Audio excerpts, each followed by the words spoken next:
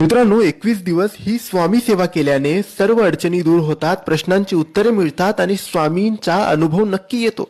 मित्रांनो, तसं तर स्वामींचा प्रत्येक सेवा केल्याने अनुभव येतो, परंतु ही सेवा चमत्कारी, शक्तिशाली आणि अगदी सोपी सेवा आहे. कोणीही ही सेवा करू शकतात.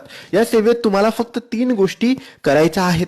पहिली गोष्ट, श्री स्वामी समर्थ, श्री स्वामी समर्थ या नामाचा जप 3 माळ करायचा आहेत. 3 माळ जप.